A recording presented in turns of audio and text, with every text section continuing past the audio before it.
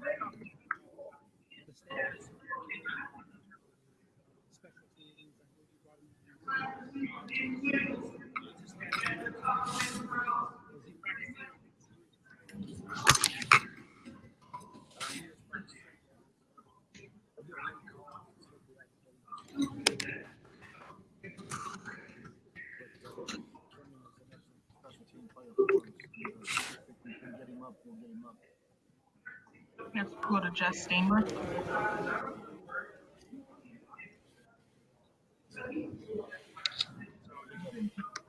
As assistant coach of the Steelers in 43, what's the difference between the role as an assistant coach versus the role as a head coach? I think the scheduling is the biggest thing. You feel for your team.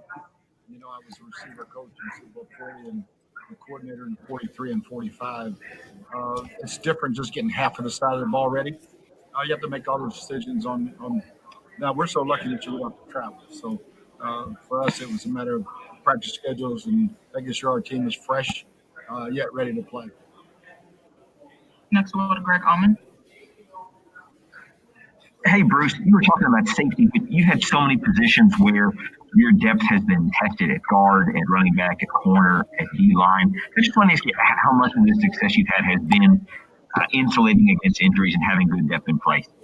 Yeah, I mean, that's a heck of a roster. There's no doubt about it. You know, Rojo goes down. We have Leonard, we have Shady, Keyshawn Vaughn had a good role there for a while. I think at all the places, I love our depth. You know, Aaron Stinney has stepped up. We have a lot of trust in him.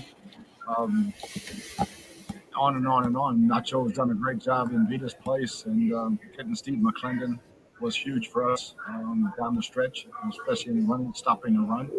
Jason Light has done a great job of putting depth throughout this whole roster, and even on our practice squad, we've got some practice squad guys that could really start for us. Next, we'll go to Karen Lawfirm. Hey, Coach, at this point in the season, protecting your routine is major. How much are you emphasizing to your guys, stick to your team, protect your routine and how much is it helping being at home, everything staying the same? Yeah, it's really, really amazing to just be in our facility, be in our locker room, on the practice field, same drive to work every single day. And being able to stay in that routine has been critical because normally you're jumping on a plane, you're either at another team's facility or a college facility, and getting accustomed to that the first few days, different meeting rooms. So that's been huge for us, as it has been for Kansas City, staying there until Saturday, just staying in our routines. Next, we'll go to Arthur Rodriguez.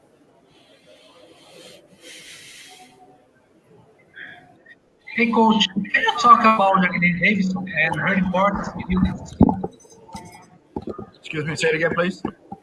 Can you talk about Jacqueline Davidson and her importance in building this team? Yeah, Jackie's awesome, man. She knows the rules inside out. Knows the cap inside out. She is a great addition to the front office, and her connections to New York, and all the rules and everything. Never have to worry about breaking any rules. She's on top of everything. Next, we'll go to Claudia Castro. Bruce, you defeated some good offenses with very good quarterbacks, but now on the other sideline will be Patrick Mahomes. Is he just another quarterback, or does he bring something to the game most other quarterbacks don't have? Yeah, he's unique. He's very unique. There are no other quarterbacks that run out to the right and throw it all the way back across the field to the left. You teach him not to do that, but he's great at it. So you let him do it. He's an amazing player to be able to backpedal and throw the ball so far accurately down the field. A great scrambler. There's nothing about his game that's not better than most. We'll go to Ryan Dunleavy. Hey, Bruce, I'm wondering about Harrison Burke. Were you surprised on draft day when he was still there, considering he could have been the first lineman off the board, and then how well has he played as a rookie? Yeah, we were, and especially people say, hey, you just moved up one spot, but we didn't know who else was going to trade up there for him. And Jason did a great job. Yeah, we had him ranked as the highest guy, and he came in and he's been nothing but a dream come true for us. Extremely mature young man, great athlete, and just took the bull by the horns and just has done a great job blocking just about everybody they put in front of him. Next, we'll go to Joey Knight. How your injured guys look today, namely the safety and AP.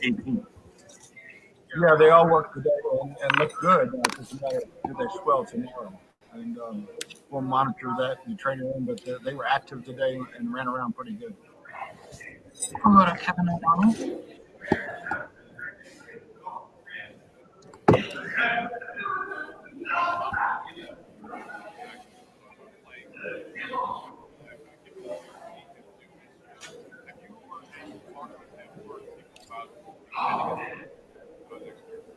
Yeah, I don't have anything to do with contracts, so that would be all Jason's question. And I think Tom's real happy where he's at, and I wouldn't be surprised. Next, we'll go to Mark with the Chicago Sun-Times. Hey, Bruce, you talked this week about the no-risk philosophy, and I imagine that's not absolute. You don't always want to throw caution to the wind, but in a game as big as the Super Bowl, how do you maintain that right feel that you had for when to be aggressive and when to play it safe? Yeah, I think each and every game, you have a feel for it on the spot on how it's going, how your defense is playing, are the risks worth the rewards? And so I can't say that we ever go in there, hey, we're just throwing caution into the wind today. A lot of it's just gut feelings as the game is going along. Thank you. Next, we'll go to Emmanuel Morgan. Hi, Chris. The Chargers played the Chiefs pretty well, and they kind of rushed forward. For you, thinking, what kind of challenge is it to go into the Chiefs offense, and how can rushing forward kind of be effective in that? Well, yeah, when you're rushing forward, you got many more defenders back there, whether it's man or zone, you can double people and do a lot of things. When you start to have to rush five or start blitzing, you're starting to get into more either fire zone defense or man coverage. You don't want to single these guys that often. So if you can just do it with four, yeah, that's a blessing. Next, we'll go to George Edson. Hi, Bruce. Thank you for your time today. Your team has an extensive social justice initiative, including your players' social justice board and the mentorship program. How important to you is it that your team has these honest, open conversations about what goes on in our country, and that the team provides ways to act on those conversations? Yeah, I think you hit the nail right on the head. Act. Yeah, I'm very, very proud of our guys in our organization. Darcy uh, Glazer Casowitz leads that whole thing, and our Justice Department, the team loves it. I mean, they were so happy when they came up with the idea of this year of mentoring the school children and doing everything. Those guys are really connected to those kids, and when I talk to them all the time, it's like words are one thing, but action speaks very louder than words, and our guys have been.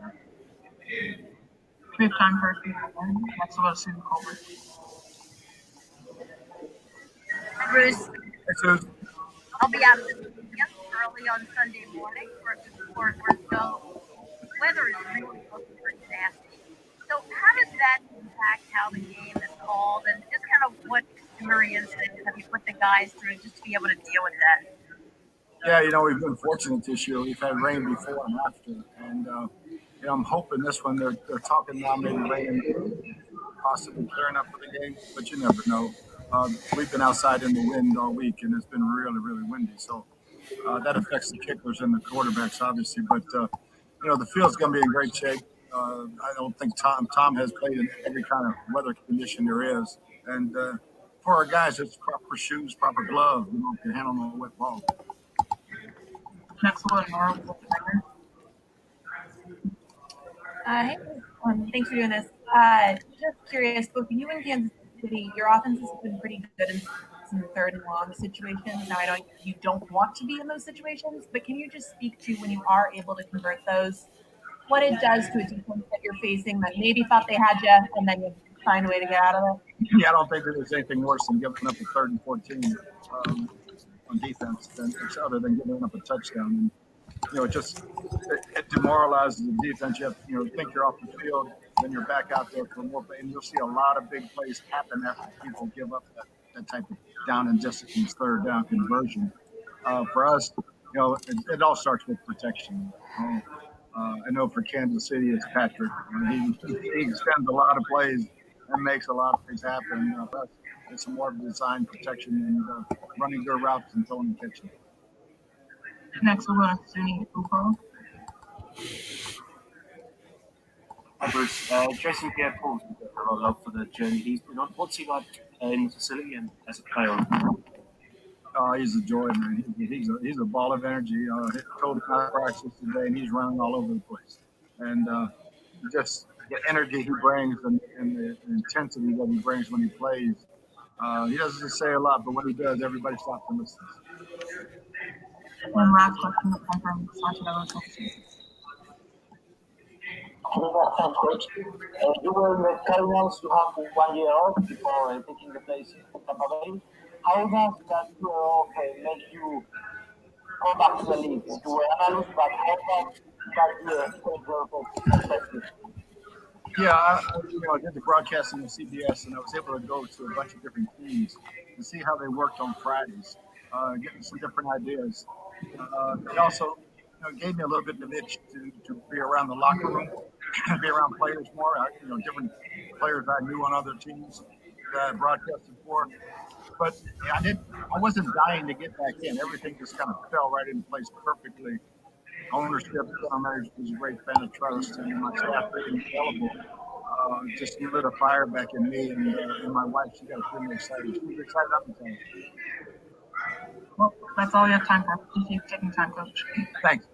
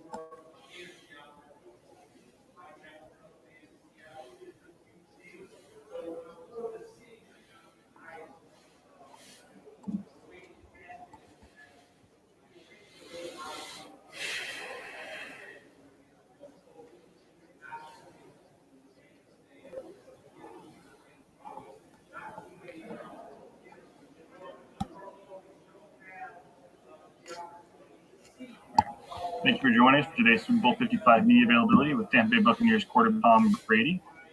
Our first question is going to come from Tom Curran. Thomas. It's an old familiar name. I know that name. I know that guy. Long time, pal. 20 years. 20 years. Congratulations again. Glad to see your success this year. Very simple question. How often do you say to yourself, why me? Why did I get this opportunity in life? Why did it break this way for Tom? I think that's part of having, it's a great question. I think about that quite a bit, actually. And, I think just being grateful for, all the blessings in my life. And I've got, more than anyone could imagine. So in the end, I just try to do the best I could do, with every situation. And you understand there's a lot of people that have supported me over the time to get to this point. So I think any time you get a chance to realize your dreams, and I've been, between high school, college, pro football, doing this for almost 30 years. Just so appreciative of all the different people who helped me along the way. Just so grateful for all the experiences that I had. And hopefully that, I can, in my own way, give back as best I can to, other people who may be looking to achieve and accomplish their dreams too. So it's a big picture approach. At different times in my life, I haven't had the perspective that I've had. I have a lot of perspective now just on this career. I wouldn't say on life. I think that I'm still learning from a lot of people who have more perspective on life. But from a football standpoint, I think a lot of it for me is trying to give younger players the information they need to be the best they could be. So in the end, I'm just, again, just very grateful, very appreciative. And, that's pretty much how I feel on a daily basis. We're going to go over to Camille Kostick. I know that name too. Hey, Tom. Hi, Camille. How you doing? I'm doing good.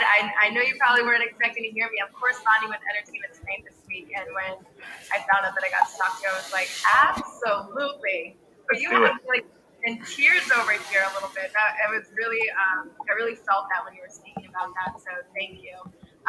And I want to switch gears a little bit because I feel like of all people in Rob's life, you and I spend probably some of the most time with him. So I know at home Rob, and I know that you know football locker room Rob. So please tell me, I saw a little bit of impersonation that you've done earlier before, and I got a kick out of it because you did pretty good, I have to say, because I like to mimic Rob a lot. So can you tell me, give me like an insider edition of what it's like? I know you guys are super adamant about your treatments as much as recovery and training. So what's feel good, got a couple of teaming 12 workouts in, locker room, gearing up for Super Bowl Rob?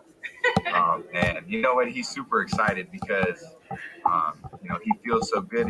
He's played 20 games this year, so it's the most I think he's ever played in his career. So, he's one of the most unique people, as you know, just being around him. He's so positive. I think everybody wishes in their next life they come back as Rob, just because he's got such a great personality about him, just his way of being positive, and he's a real high achiever. He's very competitive, and I see the competitive nature, the determination. Like if you're, when you're down and out, you want him with you. and I think that speaks to him as a teammate, as a person. And I love playing with him. You know, I've known him for a long time, and I'm just so proud of all his accomplishments. He's an amazing guy, and I know for both of us, we rely on each other a lot for different things, and I'll be looking for him this Sunday, so that's the most important thing. We're going to go over to Play 60 Kid, Amia Brandon.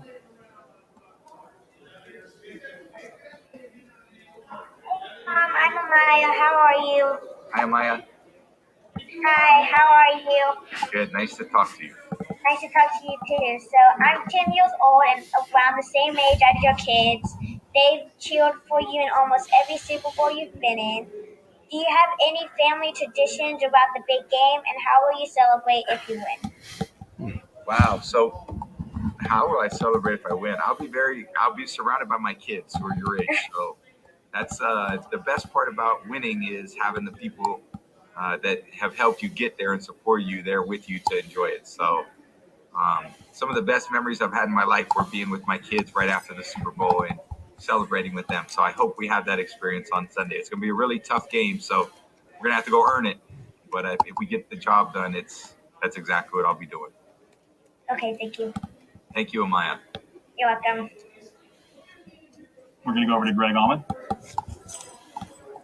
Hey, Tom, we hear a lot about the coaches on this Buck staff being early risers, how early in they are into the office. How early are you getting into the facility this week? Probably get in about 6:15 or so. So pretty early. I think some of them beat me in. So I think everyone's in here to try to get as much preparation as we can. There's a lot to study. It's a tough team to prepare for because they're very talented. They have a lot of great things that they do on defense that really challenge you. So, it's been a lot of preparation. This whole time's been really hardcore prep. And now we ultimately have to be confident in what we're doing and go out there and get the job done. We're going to go over to Susie Colbert. I know that name. Hi, Tom. Hi, Susie. So as we get closer to game time now, when we talked, you mentioned, Sunday is such a long day and just not using up too much energy. I wonder, obviously, you've been down this road. What's the usual? What's the Sunday routine, and what have your emotions typically been like as the day progresses? You get closer to game time, you walk into the stadium. Yeah, it's just it's a slow build, I think, for this game because it's 2 weeks of prep. You feel like the physical stuff's, pretty much done at this point. And at this point, it's just going through in your head different situations, scenarios, all your different calls that you'd have. Just trying to think about how they're going to play us. And then, again, I think that's where the mental prep, you really can't leave any stone unturned at this point. So we've got Friday, Saturday, Sunday, just over 3 days left in the season. So 72 hours plus, and you got to use it all and use it to the maximum because this is a game that's really going to challenge us. This team is a very tough team to beat. They haven't been beaten in a long time. Got a great offense, got a great defense, really well coached, very good on special teams. So just try to chill on Sunday, get your body, mentally, physically be in a good place to go out there and compete and get ready for a great game. So it's a long game. It's a hard game. It's a long day, but you got to be ready when the ball's kicked off. And we're going to be challenged. They're going to challenge us, and we got to answer the challenge. All right, we're going to go over to Nora Princiati with the Ringer. Yeah, hey, Tom. So both your offense and Kansas City's have converted a decent number of third and longs this season. And I'm just curious sort of what the mentality is as an offense, as a quarterback, when you manage to get one of those and kind of stick it to a defense in that situation when they might have thought that they were about to get off the field. It feels good to do that just because, you get kind of behind the down and distance on first, second down. It leaves you in third and long, and then you're able to bail yourself out of that situation. So it's a hard thing to do. I wouldn't try to make a, all day long, trying to stay in third and long and see if we could, make a bunch of plays because that's not, it's very low percentage football. So we're going to have to play well on early downs, keep our third down manageable, eliminate negative plays, eliminate negative runs, sacks, penalties. All those things are really important. It's got to be a really clean football game because if you get stuck behind the down and distance, these guys do a great job getting you off the field. So it's I think every play, we're going to have maximum concentration on probably 70 plays left in the season. So all of them are going to have to be our very best.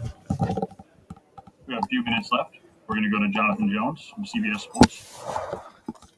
Hey, Tom, your offenses over the 9 Super Bowls have combined to score 3 points in the first quarter, one of those quirky little stats. And I know they're all their own individual entity, but did you ever or have you since tinkered at all with your prep as it specifically pertains to the fourth quarter, and why or why not? I haven't thought about that much. Yeah, you'd obviously love to get off to a fast start. Hard to explain why or why not that hasn't happened. I'm sure there are all a lot of individual things why that's happened or not. So I don't know. I think ultimately for us this week, it's about, taking every play, understanding what we're trying to execute on a given play, and then go make it happen. So, the one thing about this game, you're playing the other best team in the league. So there's not a lot of margin of error. If you do anything that's unsound, it's not going to work. So the execution has to be at your best. And, it should be that way. That's the way this game should be played. It should be the highest level of execution. And because it's the most time to prepare, concentration, focus. You got to lay it on the line and try to make the plays when we got them to, when they're there to be made, we got to make them. We're going to go over to John Crook from the Toronto Sun. Hey, Tom. 4 years ago this week, I asked you how the 39-year-old Tom Brady would fare against the 22-year-old Tom Brady in the combine, agility, and speed drills, and you said you'd crush it. Yeah. How would 43-year-old Tom Brady fare against not just the 22-year-old, but the 39-year-old? Wow. Probably similar to when I was 39. I'd say pretty similar. I think throwing the ball, agility-wise. I'm going to work on my speed this offseason, try to get my speed up a little bit. See all these guys running around. I got to make a few of those plays. So I got to, I've already started thinking about kind of how I'm going to train. So I'd say that's the one thing that I want to always keep working on and continue to throw the ball well, be in good position to throw the ball accurately, continue to be a student of the game. And, I think that's how you can continue to, make improvements. You can't ever think that you're satisfied. You've got to continue to build and grow and learn and evolve. And some things are, going to challenge you, but you got to fight through those things. And, from my standpoint, there's always room for improvement. Our last one's going to come from Jenna Lane. Hey, Tom, could you just relay the conversation that you had with Jason Light about the number 7 before you decided to still play with number 12?